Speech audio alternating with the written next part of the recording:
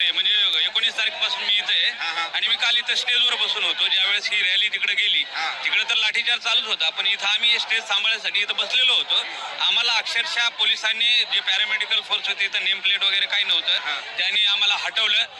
सोडा म्हणले स्टेजचा ताब्या आणि हे नासधूसाचे कपडे वगैरे फाडले, आम्हाला लाठ्यांनी एवढं मारलं आणि आम्ही सगळं बघत होतो. मग इथं गर्दी एवढी होती ना, 10,000च्या वरती इथं पब्लिक होती, तिकडे वेगळीच पब्लिक होती. ह्या पब्लिकला थोपवण्यासाठी इथं कसं आहे, ब्लॉक आहे सगळ्या बाजूंनी. बरोबर. मग ह्यांनी असा लाठीचार्ज केला ना आमच्यावरती तर केलाच, परंतु दुसरे जे इथं जे आंदोलक होते यांच्यावरती बिलकुल असं म्हणजे जालियनवाला बागचं हत्याकांड आहे त्याच्यापेक्षा भयानक त्यांनी केलं. अक्षरशः पोलीस काय करत होते, जे बायका पडलेल्या होत्या ना गर्दीमध्ये त्यांच्यावरती बुटानी त्याच्यावरती चलून दुसऱ्यांना मारत होती, म्हणजे त्यांना तुडवत होती. अक्षरशः एक तिरंगा झेंडा जो आहे, मी ॲडव्होकेट गुणाजी मोरे, मी पुण्यावरून आहे, मी पुणे सेशन कोर्टामध्ये मी प्रॅक्टिस करतो. परंतु मी इथं सुरुवातीपासून आहे, मी अक्षरशः माझ्या डोळ्यांनी बघितलं. एक आंदोलक होता, तिरंगा झेंडा घेऊन हातात होता, त्याच्या चुकीमुळे थोडं तिरंगा झेंडा उसकला आणि खाली पडला.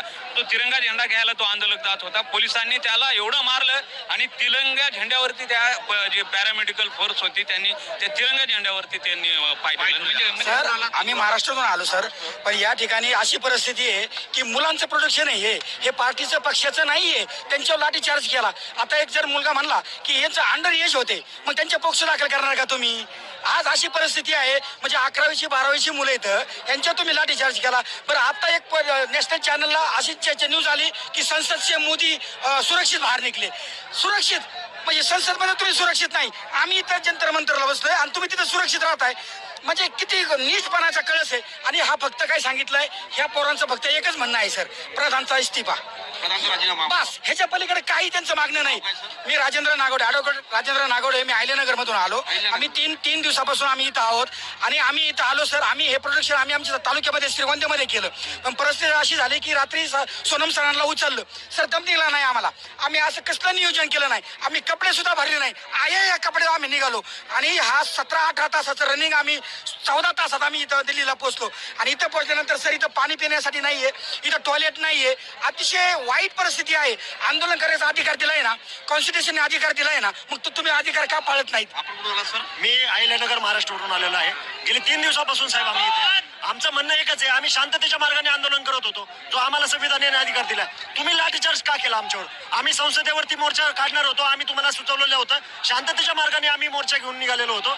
यांनी लाठीचार्ज करताना सगळ्या बाजूचे रस्ते अगोदर बॅरिगेटिंगने पॅक केले, वेल्डिंग केलं बॅरिगेटला, वेल्डिंग अक्षरशः सगळे बॅरिगेट्स वेल्डिंग केले आणि सगळ्यांना कोंडी केली सगळ्यांची आणि कोंडी करून आतमध्ये घुसून पोलिसांनी मारले. त्याच्यामध्ये फक्त पोलिसच नव्हते, पॅरामिलिटरी फोर्सेस होत्या, SRPF होते आणि काही असे लोक होते त्यांच्यावरती बॅचवर होते आणि सिव्हिल ड्रेसवर होते. त्यांच्या हेअरकटवरून ते कुठल्याही फोर्सचे वाटत नव्हते. ते आमचं स्पष्ट मत आहे, ते आंदोलन कसं पुढे घेऊन जाणार? आता शांततेच्या मार्गाने, आपला देश हा गांधींचा देश म्हणून जगामध्ये ओळख आहे आणि अहिंसेच्या मार्गानेच आंदोलन सुरू आहे. हे चुकीचे व्हिडिओ काही लोक पोस्ट करतात, काही मीडिया चॅनल सुद्धा चुकीचे व्हिडिओ दाखवतात. आनंदजी, मला सांगा, आपण दिल्लीत केव्हा आला आणि केव्हापासून इथे आंदोलन सहभागी? आम्ही 20 तारखेला आलो, ज्यावेळेस सोनम वांगचुक सरांना उचललं त्यावेळेस ती बातमी आम्हाला जशी कळली तशी आम्ही निघालो महाराष्ट्रामध्ये. इथं आलो याचं कारण असं आहे की आम्हाला पण मुलं येतं, त्यांच्या पुढच्या पिढीचा भविष्याचा विचार करून आपण पण या आंदोलनात सक्रिय सहभाग घेतला पाहिजे, यासाठी आम्ही इथं आलो. काल लाठीचार्ज चालू असताना आम्ही आयुष्यात पहिल्यांदा इथे अश्रू धुळाच्या नळकांड्या काय ते पाहिलं. एवढी भयान परिस्थिती होती, लाठीचार्ज, अश्रू धुळाच्या नळकांड्या, इथं कुठली पाण्याची सकट सुविधा नाही. आमचे घसे बसले हे करून, पाणी मिळाना, कसली सुविधा नाही, काही नाही. आम्हाला कुठंतरी वाटतंय की आपल्या पूर्वजांनी एवढं मेहनत करून हे भारत देश स्वतंत्र केला, पण आता हा हुकुमशाहीकडे वाटचाल चालू झाली आहे. या पद्धतीने आमचा आक्रोश आहे. सर, आपण कुठून आलात? आपलं नाव काय? माझं नाव आनंद लगड, मी महाराष्ट्र अहिल्यानगर मधून आलेलो आहे. तर असं आहे की आता मला सरकारला एकच प्रश्न विचारायचा आहे की आता आम्ही आमची मुलं शिकवू का नको शिकवू? म्हणजे एकदा ते तरी ना मोदी साहेबांनी हे घ्यावं आणि क्लिअर करावं, बा तुमची मुलं शिकवू नका, आमची मुलं शिकवतो आणि आमची हुकुमशाही चालून देऊ. म्हणजे एकदा क्लिअर तरी करून टाका. आम्ही कशाला इथं थांबू? आम्हाला काल जी वागणूक दिली गेली म्हणजे अक्षरशः आतंकवादी परवडते, आतंकवादी परवडते, त्यापेक्षा भयानक वागणूक दिली. अश्रुधुराच्या नळकांड्या माझ्या समोर एका 16 वर्षाच्या मुलीला मारत होते. 16 वर्षाची मुलगी 12 वर्षाच्या मुलाला मारलं. यांनी कोणती केस द्यायची त्या पोलिसांवरती? आणि ज्या पद्धतीने काल आम्ही बघत होतो सगळीकडे, आम्ही सुद्धा फिटूर होतो, अनेक तरुणांना मारहाण केली जात होती, पण सोबतच तरुण देखील दगडफेक केली असा आरोप केला जात होता. नाही दगडफेक करणारे यांचेच होते. हे काही जो विद्यार्थी दगड घेऊन येऊ शकत नाही. जे काय आलेले आहेत ते फक्त शांततेने आंदोलन करायला आहेत. बर, तुम्ही पहिल्यांदा लाठीचार्ज का केला? लाठीचार्ज करायचा अधिकार काय होता का? जब तुम हमारे बच्चों के लिए नहीं हो तो तुम हमारे बाप कहाँ से हुए?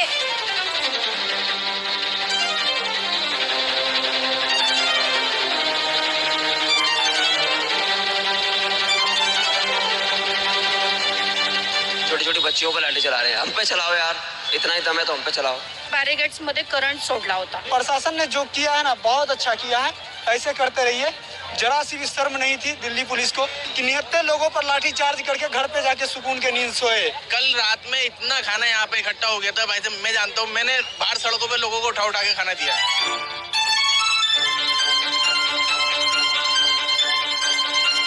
मैं यहाँ पिटने के लिए आया हूँ. मैं अपना घर बर्बाद करने के लिए आया हूँ. हम चंबल का बागी है.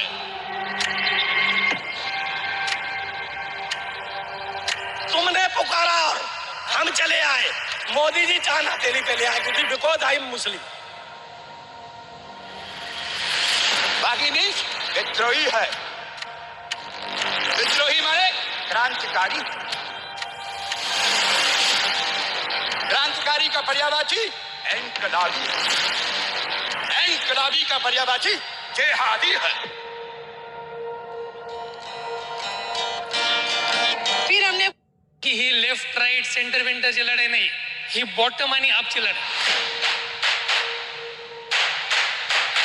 नीट पेपर हे पार्टी फंडिंग साठी हे फोडत असतील. जसं मी JNUचा स्टुडंट होता, आम्हाला लोकांना तर अगोदरपासून अँटी नॅशनल तुकडे तुकडे गँग म्हणतात. बाबांना वाटत होतं की पोलिसच वाचवलं आम्हाला त्यांच्या हे, आणि यांनीच आम्हाला. नमस्कार दोस्तों, जिस जंतर मंतर से कल प्रदर्शनकारियों को लाठी के दम पर, पुलिसिया ताकत के दम पर, नमस्कार दोस्तों, वो सरकार जिसकी फितरत जिद है, वो सरकार जो किसी भी आंदोलन को कुचलने के तरीके जानती है, वो सरकार जिसके पुलिस छात्रों पर, युवाओं पर लाठी डंडे और आंसू गैस के गोले बरसाकर उन्हें भगाकर इस आंदोलन को, प्रदर्शन को खत्म करना चाहती है, वो सरकार के मुखिया, सत्ता के सबसे बड़े शीर्ष पर बैठे प्रधानमंत्री मोदी, उनके कई मंत्री और तमाम लोग रात भर जगे रहे.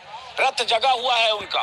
क्या हुआ है रात भर ये बताने से पहले आपको बताऊं, ये जंतर मंतर है, प्रोटेस्ट साइट, पीछे स्टेज है और ये सुबह का वक्त है. अभी लगभग 9:30 बजे. Not just a question of NEET, it is in all the major examinations.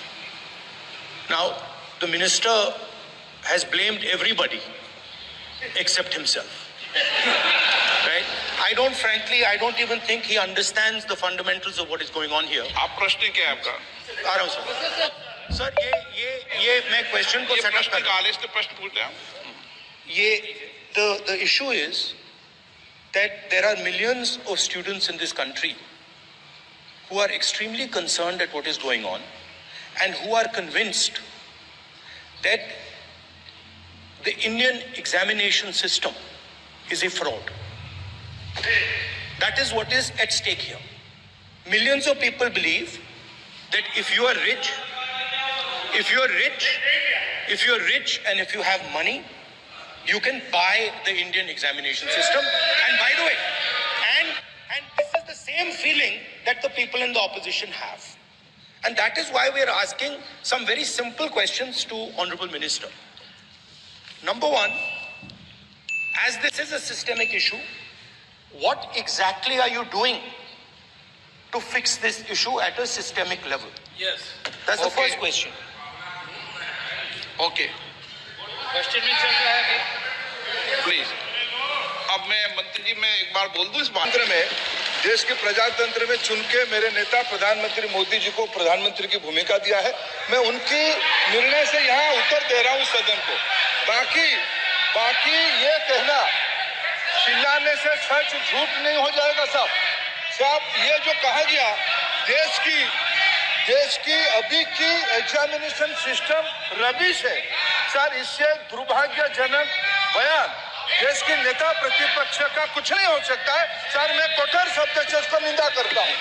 बाकी रहा, मैं सर आपके सामने, आपके माध्यम से देश के सामने सर एक तथ्य रखता हूँ। सर जिन्होंने रिमोट से सरकारें चलाई है, 2010 में 3 बिल आया था सर शिक्षा सुधार के लिए। उन्हीं की पार्टी के नेता आदरणीय कपिल सिब्बल साहब 3 बिल लाए थे। उसमें से एक बिल था एजुकेशन, उसमें एक बिल था prohibition of unfair practice bill 2010, जिसकी उद्देश्य एजुकेशन इंस्टीट्यूशन में माल प्रैक्टिस को बंद करना। सर मेरे सरकार की हिम्मत है, अभी हमने पब्लिक एग्जामिनेशन की इरेगुलरिटीज में बिल लाए, कानून बनाए। क्या मजबूरी था कांग्रेस पार्टी की, क्या मजबूरी था नेता प्रतिपक्ष की? उन्होंने उस बिल को उल्टा किया, किसके दबाव में उल्टा किया? क्या निजी विश्वविद्यालय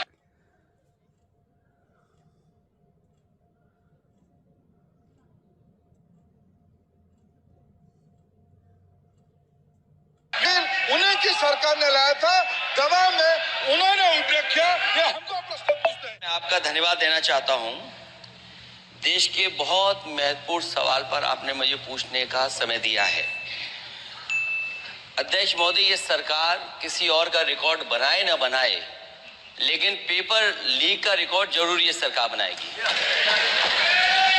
अध्यक्ष महोदय, मुझे इसके बैकग्राउंड में नहीं जाना है कि अध्यक्ष महोदय मुझे बैकग्राउंड में नहीं जाना है कि कब कैसे किस संस्था को बनाया गया है। पूरे देश के छात्र इस पे आंदोलित थे। लगातार अखबार और सीबीआई की जांच के बाद चीजें सामने आ रही हैं, लोग पकड़े जा रहे हैं, जेल भेजे जा रहे हैं। मैं अध्यक्ष महोदय आपके माध्यम से पूछना चाहता हूं मंत्री जी से, क्या सेंटर वाइज जिन बच्चों को सबसे ज्यादा नंबर मिले हैं, क्या उसकी सूची जारी करेंगे? 30,000 सीटें जहां हैं, कई सेंटर अध्यक्ष महोदय ऐसे हैं जहां 2,000 2,500 बच्चे पास हो गए हैं। सरकारी सीटें 30,000 है, कई सेंटर में 2,000 से ज्यादा पास हो गए।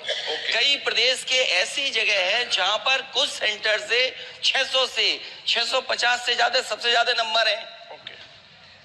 और अगर वो संस्था इतनी क्रेडिबल थी तो अध्यक्ष महोदय जिन सेंटर्स पे ये परीक्षा हुई उन सेंटर्स का इंफ्रास्ट्रक्चर क्या था? क्या मंत्री जी ने जानकारी की थी इस बात की? अध्यक्ष महोदय, मेरे आपके माध्यम से एक ही निवेदन है कि बिना ये मंत्री जी रहेंगे तो न्याय नहीं मिलेगा बच्चों को। अध्यक्ष महोदय, आदरणीय अखिलेश जी की प्रश्न का मैं विनम्रता से उत्तर देना चाहूंगा कि अभी सुप्रीम कोर्ट में जो चल रहा है केस, सुप्रीम कोर्ट ने ऑर्डर दिया पूरा विद्यार्थियों की सूची को वेबसाइट में उपलब्ध करा दो। सर पिछले 3 दिन से देश भर की सारे विद्यार्थियों की लिस्ट पब्लिक डोमेन में उपलब्ध है। ये सारा चीज खुले पे है और कई प्रकार की तर्क आ चुका है। सर मैं एक अभी उसमें केरल के विद्यार्थी भी अच्छे किए हैं, क्या हम ये कहेंगे भी वहां भी कुछ गड़बड़ी हुई थी? ऐसे आरोप करना, मैं देश की ग्रामीण इलाका, देश की एसटी इस बार सबसे अच्छा परफॉर्मेंस करने वाले देश की एसटी एससी ग्रामीण बैकग्राउंड आर्थिक पिछड़े लोगों की है। क्या हम उनकी मेधा को हम चुनौती देते हैं? और बाकी रहा क्वेश्चन पेपर लीक की, सर मैं शुरू से मेरा एक स्टैंड रहा, राजनीति नहीं करना, लेकिन अखिलेश जी जब वहाँ दायित्व में थे उस सुबह की सर सारे सूची है कितने बार उत्तर प्रदेश में कुछ लाठी चार्ज करना चालू कर दिया और भीड़ को इधर की तरफ भगाया, पटेल चौक की तरफ, जहाँ पे पहले से पूरा नेक टू नेक ब्लॉक है। अब मैं वहां पे था, मैं वहां रेलिंग के ऊपर था, मैंने देखा कि पुलिस ने बिना उस बैरिकेड को खोले हुए बहुत फियर्स, जो डायर आपने देखा होगा, जो जलियांवाला बाग आपने देखा होगा, उस टाइप का लाठी चार्ज किया। 2 मिनट तक किसी को वहां निकलने के लिए वो नहीं है।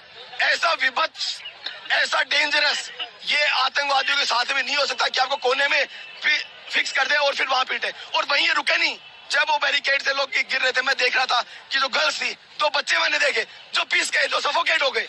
मैं बहुत जिम्मेदारी से कहता हूं कि आज इसमें जानों का तो मुझे नहीं पता, 5 खत्म होंगे या 10 लोग शहीद होंगे, लेकिन हजारों लोगों की हड्डियां फ्रैक्चर, किसी के आंख में, किसी का सर फूटना वो हुआ है। और जब वहां से निकले तो भी पुलिस वाले सेलेक्टिव कर करके 2 चेहरे तो मुझे याद है, वो मुझे बिल्कुल डायर की याद दिला रहे। उन्होंने मतलब कोने में पीट के उनको पीटा, मोटरसाइकिल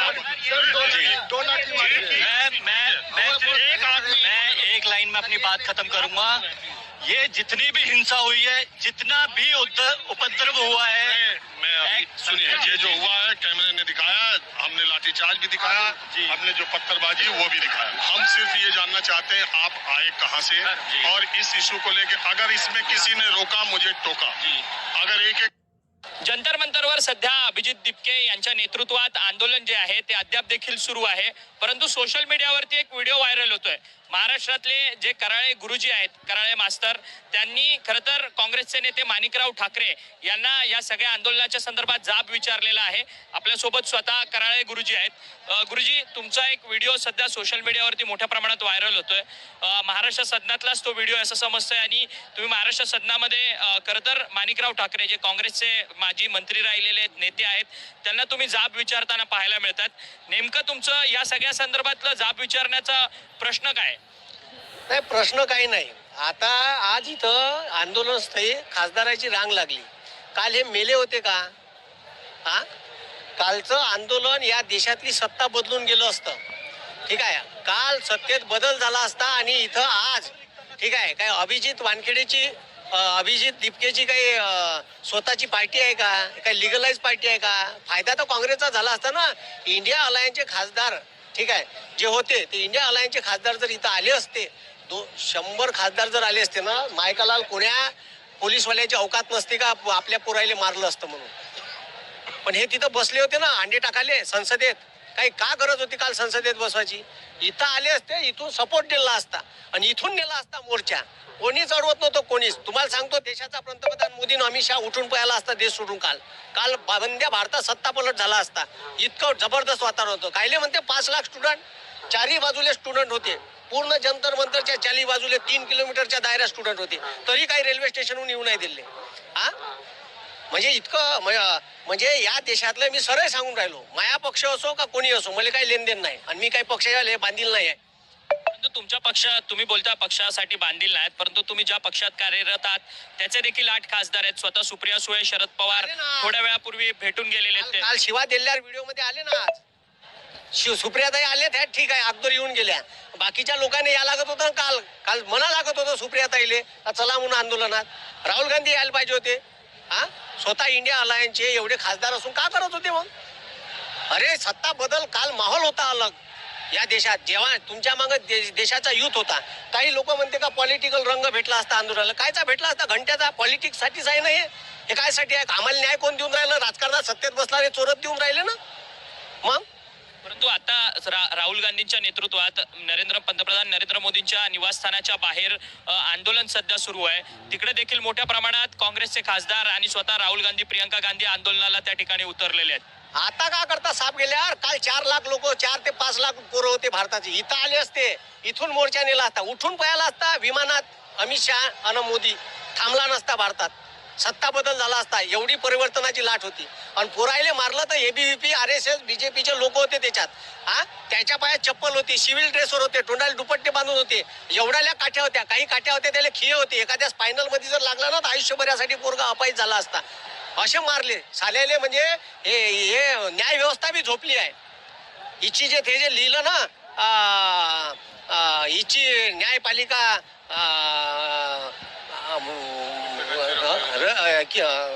सत्तेची रखेल झाली, तर ते सत्तेची रखेलच झाली आहे, ते वागून नाही राहिली। आता कुठं गेली? सुमोटो ऍक्शन घ्यायला मला सुप्रीम कोर्टात सुमोटो ऍक्शन। कोण होते ते मारणारे? बिना नेमप्लेटचे पोलीसवाले होते।